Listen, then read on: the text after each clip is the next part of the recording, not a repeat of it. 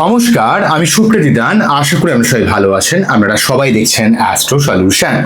আজকে আমি আলোচনা করব যে আপনার জীবনে উন্নতির জন্য অ্যাস্ট্রোলজিকে কিভাবে পজিটিভভাবে কাজে লাগাবেন। অনেক মানুষের মধ্যে অ্যাস্ট্রোলজির ব্যাপারে কারো কারো ক্ষেত্রে খুব বেশি মাত্রায় একটা সুপারস্টিশন বা কুসংস্কার নিয়ে ভোগেন, আবার কেউ কেউ এই অ্যাস্ট্রোলজিকে মোটেই পাত্তা দেন না।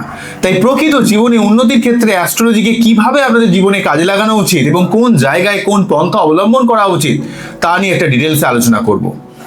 অ্যাস্ট্রোলজি কখনো আপনার জীবনে সার্বিক সমস্যা কিন্তু নির্মূল করতে পারে না। অ্যাস্ট্রোলজি আপনাকে জীবনে সঠিকভাবে দিশা দেখায়, সঠিকভাবে পথ দেখায়। সেই পথে আপনাকে কিন্তু চলতে হবে। সেই পথে আপনি কতটা প্রকৃতভাবে অ্যাস্ট্রোলজিকে মেনে জীবনের উন্নতি করবেন বা কিভাবে চলবেন, কোন পথে চলবেন, সেটা কিন্তু নির্ধারণ কিন্তু অ্যাস্ট্রোলজি করে দেয়। কিন্তু চলতে হবে আপনাকে, খাটতে হবে আপনাকে, এবং সেই দিশাটা আপনাকে অ্যাস্ট্রোলজি দেখাতে পারে এবং সমস্যা পার্টিকুলার বলে দিল হয়তো যে এই পথ দিয়ে আপনি যান, তাহলে আপনার জীবনে সমস্যা কম আসবে। কিন্তু আপনাকে সেই জায়গাটা জানতে গেলে অ্যাস্ট্রোলজি সঠিকভাবে প্রয়োগ করতে এবং জীবনে আপনাকে সেই পথে চলতে হবে কিন্তু আপনাকে নিজেকে। তাই আমাদের অ্যাস্ট্রোলজিকে কিভাবে জীবনের উন্নতির ক্ষেত্রে সার্বিকভাবে কাজে লাগাবো সেটা বুঝতে গেলে আমাদের বিশেষ কিছু পন্থা অবলম্বন করতে হবে। নাম্বার ওয়ান যেটা বলবো, আগে দেখুন জন্মছককে ভালো কোনো অ্যাস্ট্রোলজার দিয়ে তার কিন্তু ওপিনিয়ন নিন। আপনার বার্থ চার্টে কোন জায়গাটা সব থেকে স্ট্রং, কোন জায়গাটা সব থেকে দুর্বল, আপনার কোন জায়গায় সফলতা বেশি রয়েছে, কোন জায়গায় আপনাকে সাবধান হতে হবে। কারো কারো ক্ষেত্রে হয়তো দেখা গেল তার রিলেশনের জায়গাটা খুব ভালো কিন্তু তার কর্মের জায়গাটা ডিস্টার্ব। কারো কারো ক্ষেত্রে কর্মের জায়গা ভালো, রিলেশনের জায়গাটা খারাপ। কারো কারো ক্ষেত্রে অনেক জায়গাটাই খারাপ থাকে। তো সার্বিকভাবে দেখতে হবে কোন জায়গাটা আপনার দুর্বল রয়েছে, কোন জায়গাটা আপনাকে মেনলিভাবে প্রতিকার করা উচিত। তো সেই জায়গাটা কিন্তু বার্থ চার্ট আপনাকে সঠিকভাবে কিন্তু বলে দেবে। তাই আগে বার্থ চার্টে সঠিকভাবে অ্যানালাইজ করা অত্যন্ত গুরুত্বপূর্ণ হয়ে দাঁড়ায়। নেক্সট বলবো সঠিক পেশা নির্বাচন, অর্থাৎ বার্থ চার্ট বলে দেবে আপনি কোন পথে গেলে আপনি একজন ইঞ্জিনিয়ার হবেন, না আপনি একজন ডাক্তার হবেন, না আপনি নিজে সেলফ প্রফেশন করবেন, ব্যবসায় ভালো, না কোনো জায়গায় আলটিমেটলি চাকরি করা আপনার ভালো হবে।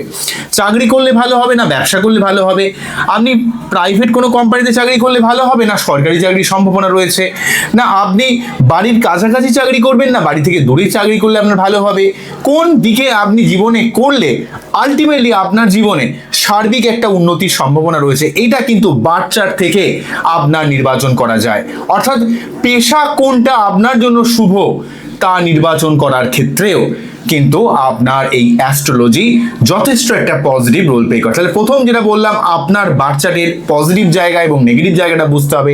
নাম্বার টু, কর্ম সংক্রান্ত জায়গাগুলোকে ঠিক করার জন্য আগে দেখতে হবে কোন জায়গায় আপনার কর্ম করলে সেটা বাড়ি থেকে দূরে না বাড়ির কাছাকাছি, না কোন লাইনে আপনি গেলে আলটিমেটলি উন্নতি করতে পারবেন, সেই ব্যাপারটাকে আমাদের আগে দেখতে হবে। এগুলো কিন্তু সার্বিকভাবে একটা অ্যানালাইজ করার বিষয়। অন্যদিক থেকে আপনার শুভ সময় বা গোল্ডেন পিরিয়ড, কোন সময়টা আপনার জীবনে সার্বিকভাবে পজিটিভভাবে কাজে লাগানো উচিত। দেখবেন বাঘ যখন শিকার করে সে কখনো কখনো শিকারকে পাওয়ার জন্য দুপা পিছিয়ে যায় প্রকৃতভাবে আলটিমেটলি সেই শিকারকে অ্যাচিভ করার জন্য। দেখুন আপনার জীবনেও কখনো কখনো ক্ষেত্রে কিন্তু পেছানোর প্রয়োজন পড়ে। সেই পেছানো জীবনের বড় কিছু করার জন্য। কখনো কখনো আমাদের জীবনে এমন কিছু সমস্যার মধ্যে আমরা পড়ে যাই, সেই সমস্যার জায়গাটাকে আমাদের কিন্তু চুপচাপ দাঁড়িয়ে থাকতে হয়, ধরে থাকতে হয়, স্টেবল থাকতে হয়, ডিসিপ্লিন পথে থাকতে হয়, কষ্ট করে যেতে হয়। এই যে আপনার একটা প্রকৃত সময়ের জন্য ওয়েট করছেন কিন্তু আপনি পরিশ্রম করে যাচ্ছেন, সময়ের জন্য ওয়েট করে আছেন মানে যে আপনি ঘুমিয়ে আছেন তা নয়, কিন্তু তার সত্ত্বেও আপনি লড়ে যাচ্ছেন, আপনি চেষ্টা করে যাচ্ছেন, আপনি আপনার নিজের কাজের জায়গায় 100% পারফেকশন বজায় রেখেছেন এবং সেই সঙ্গে আপনি গোল্ডেন টাইম বা গোল্ডেন অপরচুনিটি বা শুভ সময়ের ওয়েট করছেন। তা শুভ সময় রাত আপনি ঘুমিয়ে ঘুমিয়ে কিন্তু কখনোই সেই শুভ সময় আসবে না। আপনাকে অবশ্যই খাটতে হবে, অবশ্যই পরিশ্রম করতে হবে, কিন্তু সেই সঙ্গে আপনাকে এই দশা অন্তর্দশা গোচরের ফলাফলটা দেখতে হবে। যেমন ধরুন বৃশ্চিকের ক্ষেত্রে যদিও এখন কালসর্প যোগ চলছে, আমি উদাহরণস্বরূপ বলছি, সেটা বৃশ্চিক বা যে কোনো রাশি বা লগ্নের ক্ষেত্রে হতে পারে। ধরুন কালসর্প যোগ চলছে, চতুর্থ দশমে রাহু কেতু রয়েছে, কিন্তু নবম ভাবে বৃহস্পতি থাকার জন্য অনেক অনেক দিক থেকে আপনার একটা দিশাও কিন্তু তৈরি করবে।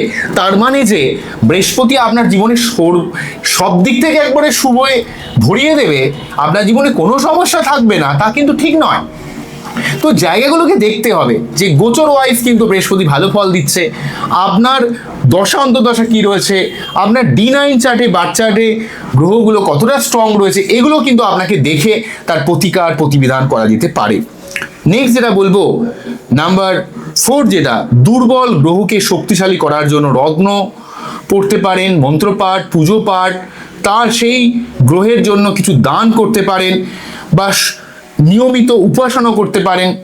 ঠিক আছে, ধরুন আপনার বাচ্চাদের চন্দ্র ডিস্টার্ব হচ্ছে, তার জন্য আমি যা যা চন্দ্রের প্রতিকার বলি, যেমন ধরুন চন্দ্রের জন্য মুন মেডিটেশন করার কথা বলি, সোমবার শিবলিঙ্গে অভিষেক করার কথা বলি, এই যে এইভাবে, বা রূপোর চেন পরার কথা বলি, বা ক্রিস্টালের ব্রেসলেট বা ক্রিস্টালের মালা পরার কথা বলি, এইভাবে আলটিমেট চন্দ্রকে সবভাবে আপনাকে স্ট্রং করতে হবে। এবং সেই সঙ্গে চন্দ্রের মন্ত্র ওং শ্রাম শ্রীম শ্রম সহা চন্দ্রমাসে নমঃ, ওং শ্রাম শ্রীম শ্রম সহা চন্দ্রমাসে নমঃ, ওং শ্রাম শ্রীম শ্রম সহা চন্দ্রমাসে নমঃ। যেমন ধরুন বুধের কোনো সমস্যা থাকলে আমি অনেককে বলে থাকি অবশ্যই আপনারা বাড়িতে প্ল্যান্টেশন করবেন, গাছ লাগাবেন, গাছে নিয়মিত জল দেবেন, এবং আপনার উচিত হচ্ছে বুধের মন্ত্র পাঠ করা, গণেশজির আরাধনা করা। বুধকে স্ট্রং করতে গেলে অবশ্যই পান্না পড়তে পারেন। এবারে ধরুন আপনি পান্না পড়েছেন, তার থেকে আরো বেটারমেন্ট ফল পাচ্ছেন বা চাইছেন, বা আপনি চাইছেন যে পান্না পড়েছেন ইনস্ট্যান্ট ভালো আপনার কাজ করানোর জন্য, সেই জন্য আপনারা এই কালারটা একটু বেশি পরিমাণ ইউজ করতে পারেন। এই ধরনের কচি কলাপাতা রঙের যে কালারটা, এটা কিন্তু বুধের জন্য আপনারা ইউজ করতে পারেন, অনেক লাভ পাবেন। ঠিক আছে, তো এগুলো আপনাকে দেখতে হবে, এগুলো আপনাকে বুঝতে হবে। এবং বুধের যে মন্ত্র ওম ব্রাম ব্রিম ব্রম সহা বুধায় নমঃ, ওম ব্রাম ব্রিম ব্রম সহা বুধায় নমঃ, ওম ব্রাম ব্রিম ব্রম সহা বুধায় নমঃ। অনেকে বলেন দাদা এত মন্ত্রপাঠ করে কি হবে, আদৌ কি কিছু লাভ হবে? আপনি কি বলেন, শুধু মন্ত্রপাঠে আমার জীবন বদলে যাবে?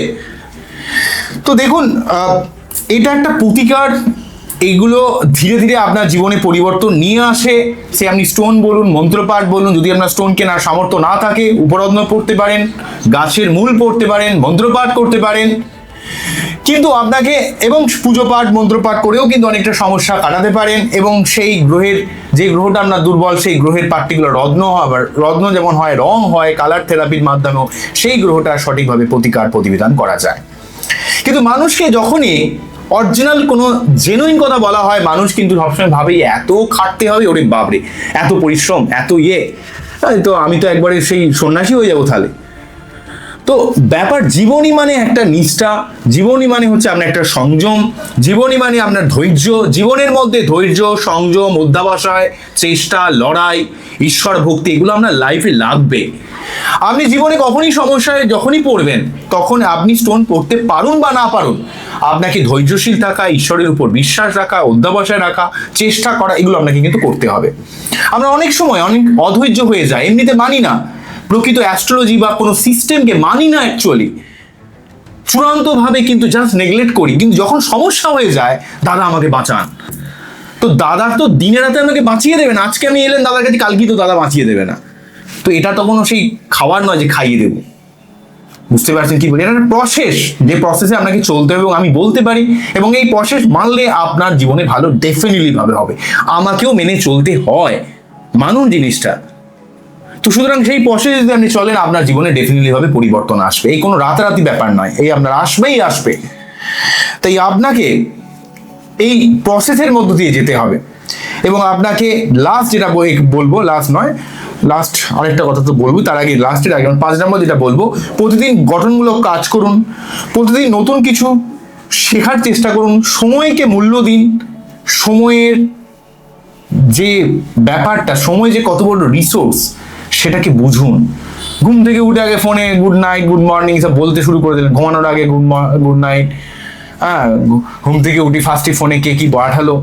আরে ছাড়ুন না, জীবন হচ্ছে আপনাকে ঈশ্বর যেভাবে বাঁচিয়ে রেখেছে, ইউনিভার্স প্রতি মুহূর্তে হেল্প করেছে। আজকে আমাদের চোখ, আমাদের কান, আমাদের নাক, আমাদের হার্ট, আমাদের লিভার যেভাবে নিয়মিত কাজ করে, ঈশ্বরের যদি আশীর্বাদ না থাকে আমরা একটা মুহূর্ত বাঁচতে পারি না। তাই ঈশ্বরকে যদি ফিল করি, ইউনিভার্সকে যদি ফিল করি, ঈশ্বর যতটুকু আমাদের দিচ্ছে সেটাকে যদি পজিটিভ ভাবে নিই, তাহলে অটোমেটিক্যালি ভাবে আমরা জীবনে একটা পজিটিভ একটা আপগ্রেডিং পাবো, পজিটিভ চিন্তা ভাবনা পাবো, একটা গ্র্যাটিটিউড ফিল করতে পারবো যে ঈশ্বর আমাদের জীবনে অনেক কিছু দেবে, অনেক কিছু জীবনে দিয়েছে, হয়তো আমাদের জীবনে কিছু সমস্যা রয়েছে, সেগুলো ঈশ্বর আমাদের জীবন থেকে ধীরে ধীরে সরিয়ে দেবে। হয়তো আজই সব সরে যাবে না, কিন্তু এই যে পজিটিভ মাইন্ডসেট, এই যে ঈশ্বরের প্রতি আপনার ভক্তি, এই যে আপনার চেষ্টা, লড়াই, ধৈর্যশীলতা, এগুলোই আপনার জীবনে কিন্তু এক বিশাল একটা চাবিকাঠি হয়ে দাঁড়াবে।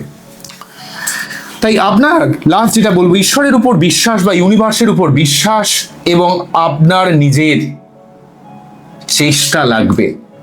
আপনার একটা, আপনি কি চাইছেন ঈশ্বরের কাছে, এবং চাইছেন মানে সেইটার জন্য আপনি চেষ্টা করে চলেছেন, সেটা অত্যন্ত গুরুত্বপূর্ণ। মানুষ খুব ভুলভাল চায় প্রকৃতভাবে, মানুষ জীবনের মর্মই অনেক ক্ষেত্রে বোঝে না।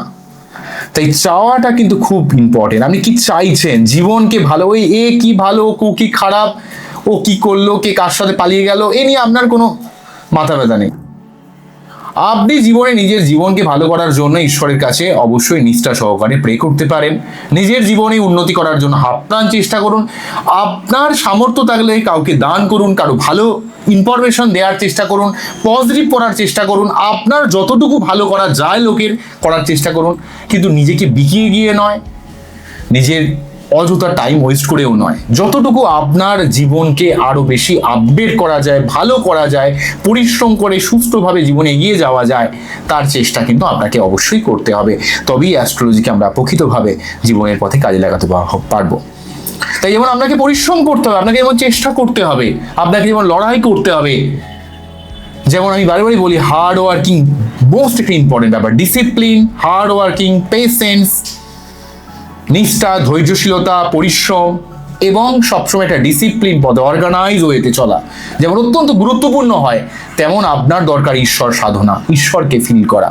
সারাদিনে অন্তত 15 মিনিট থেকে আধ ঘন্টা ঈশ্বরের কাছে বসে থাকা, ঈশ্বরের কাছে চাওয়া আপনি কি চাইছেন, আপনার লাইফকে ভালো করার জন্য ঈশ্বরকে ফিল করা, প্রে করা। আমরা বলি যে আমাদের সময় নেই, কিন্তু অযথাভাবে আমরা এই পিছনে ঘন্টার পর ঘন্টা শর্টস দেখে কিন্তু টাইম ওয়েস্ট করি। আমরা নিজেরাও বুঝতে পারি না কিভাবে টাইম চলে যায়, কিন্তু প্রকৃতভাবে আমরা ঈশ্বরের কাছে বসে থাকতে গেলে আমরা অনেক সময় বাহানা খুঁজি, আর কি বাহানা ঢুটি সব ক্ষেত্রে।